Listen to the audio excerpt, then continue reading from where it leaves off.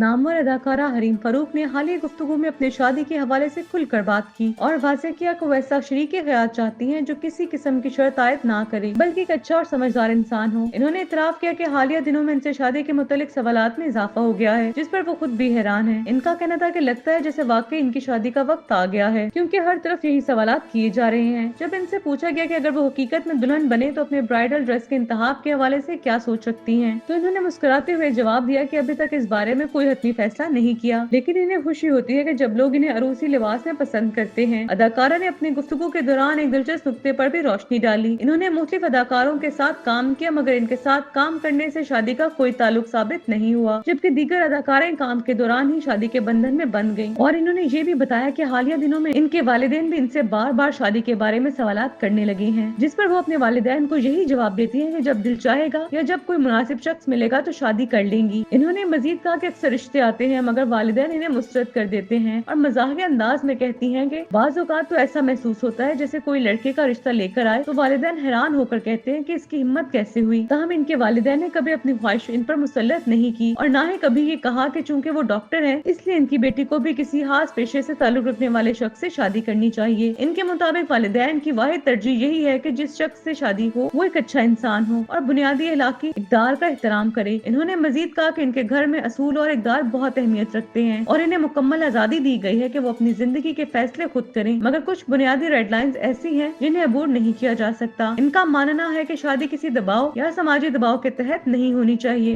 बल्कि दोनों अफराद के बाहमी हमआहंगी और रजामंदी से होनी चाहिए। इन्होंने वाज़ेह किया कि वो शादी को एक खूबसूरत बंधन समझती हैं और जब इन्हें कोई शख्स मिलेगा जो इनके इक़दार से हमआहंग हो तो वो बगैर किसी झिझक के शादी का फैसला कर लेंगी। वज़ीर-ए-आज़म शहबाज शरीफ आज सऊदी अरब के दौरे पर रवाना होंगे। दौरे के दौरान वज़ीर-ए-आज़म की सऊदी वली-अहद मोहम्मद बिन सलमान से मुलाकात शेड्यूल है। मुलाकात में दो तरफा ताल्लुकात, इलाक़ाई अमन और सलामती पर बातचीत होगी। दफ्तर खारजा ने अपने बयान में कहा है कि वज़ीर-ए-आज़म के दौरे का मकसद दो तरफा ताल्लुकात को मज़ीद मुस्तहकम करना, मुआशी ताउन बढ़ाना और सरमायाकारी में इजाफा करना है। इस दौरे के दौरान नायब वज़ीर-ए-आज़म और वज़ीर खारजा इसहाक डार, अहम वफाकी वज़रा और सीनियर सरकारी अफसरान भी वज़ीर-ए-आज़म के हमरा होंगे। मुलाकात में दोनों ममालिक के दरमियान तिजारत और दीगर मुख्तलिफ शोबों में ताउन पर बातचीत की जाएगी। वज़ीर-ए-आज़म शहबाज शरीफ के दौरे के दौरान मशरिक़ वस्ता और फ़लस्तीन की मौजूदा सूरत हाल पर भी तफसील से बातचीत की जाएगी ताकि खित्ते में अमन और इस्तेहकाम के लिए मुश्तरका कोशिशों को फरोग दिया जा सके। अमरीका की वफाकी अदालत के जज ने अमरीका के इस्तेदादकार से मुतल्लिक महकमा डॉज और एलन मस्क को यूएसएड इदारा के खिलाफ मजीद इक़दाम करके इसे खत्म करने से रोक दिया। अदालत ने हतमी हुक्मनामा मुद्दई के हक में जारी होने की सूरत में ट्रंप इंतजामिया को यूएसएड को वाशिंगटन में रोनाल्ड रेगन इमारत में वाक़या अपने हेडक्वार्टर को फिर से इस्तेमाल करने की इजाजत देने के इक़दाम का भी हुक्म दे दिया। सदर ट्रंप ने अपने फैसले के खिलाफ अपील का ऐलान कर दिया। मुकदमा यूएसएड के 2 दर्जन से जायद मुलाजिमीन की जानिब से स्टेट डेमोक्रेसी डिफेंडर्स ग्रुप ने दायर किया था। मुकदमे में दावा किया गया था कि एलन मस्क ने वफाकी एजेंसियों पर बहुत ज्यादा अथॉरिटी हासिल कर ली है, जो कि अमरीकी तारीख में कभी ऐसा नहीं हुआ और आइन के तहत ये अथॉरिटी सिर्फ वही शख्स इस्तेमाल कर सकता है जिसे सदर ने नामजद किया हो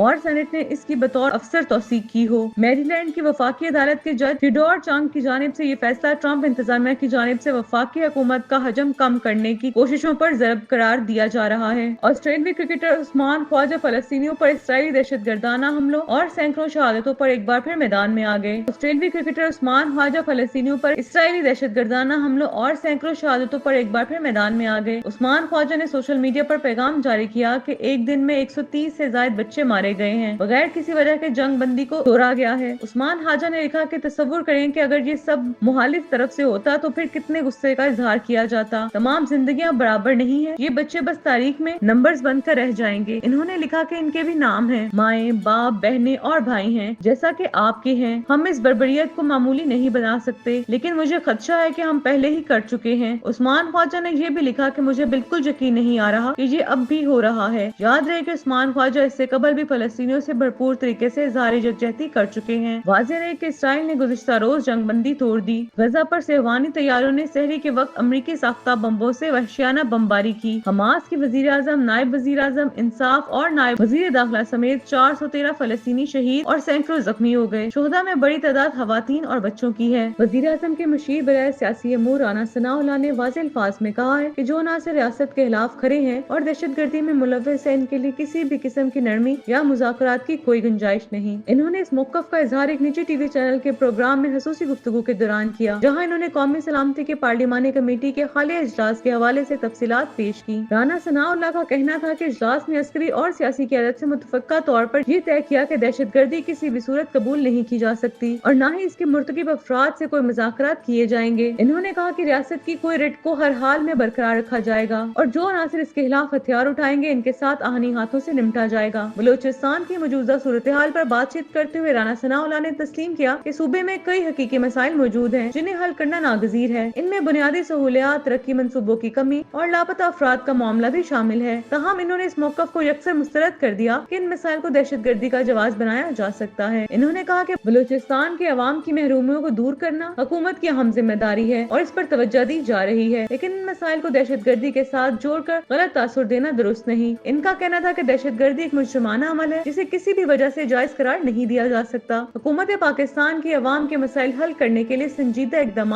कर रही है, लेकिन जो अनासर रियासत के खिलाफ बगावत पर उतरे हुए हैं इन्हें किसी सूरत मुआफ नहीं किया जाएगा। प्रोग्राम में गुफ्तगू के दौरान राना सनाउल्लाह ने तहरीक इंसाफ को भी शदीद तनकीद का निशाना बनाया। इन्होंने कहा कि अगर पीटीआई को पार्लियामेंट में नहीं आना तो इन्हें मुस्ताफी हो जाना चाहिए। इनका कहना था कि पीटीआई के अरकान पार्लियामेंट में शिरकत से गुरेज करते हैं लेकिन अपनी तनख्वाहें और मरात लेना नहीं छोड़ते। इन्होंने मजीद कहा कि पीटीआई की क़यादत और अरकान को सिर्फ अपने कायद की फिक्र है, इन्हें मुल्क और अवाम के मसाइल से कोई सरोकार नहीं। इनका कहना था कि कौमी असम्बली के इजलास के दौरान तमाम बड़ी सियासी जमातें मौजूद थीं और पार्लियामेंट में नवाज शरीफ की जमात ने भरपूर शिरकत की, जो इस बात का सबूत है कि वो कौमी मामलात में संजीदगी से शामिल हैं। राना सनाउल्लाह ने एक बार फिर वाज़िया किया कि जो भी रियासत के खिलाफ हथियार उठाएगा इसके खिलाफ सख्त कार्रवाई की जाएगी। इन्होंने कहा कि हुकूमत और रियासी इदारे दहशतगर्दी के खिलाफ मुत्तहिद हैं और इसके खात्मे के लिए हर मुमकिन इक़दाम किए जा रहे हैं। इन्होंने इस बात पर जोर दिया कि किसी भी मुल्क की सालमियत और इस्तेहकाम के लिए जरूरी है कि कानून की हुक्मरानी को यकीनी बनाया जाए और दहशत गर्दों या रियासत मुखालिफ अनासिर के साथ किसी भी किस्म की मुफाहमत ना की जाए। इनका कहना था कि कौमी सलामती के मामले पर कोई सौदेबाजी नहीं हो सकती और जो भी अनासिर मुल्क के इस्तेहकाम के खिलाफ साजिशें कर रहे हैं इन्हें हर हाल में शिकस्त दी जाएगी।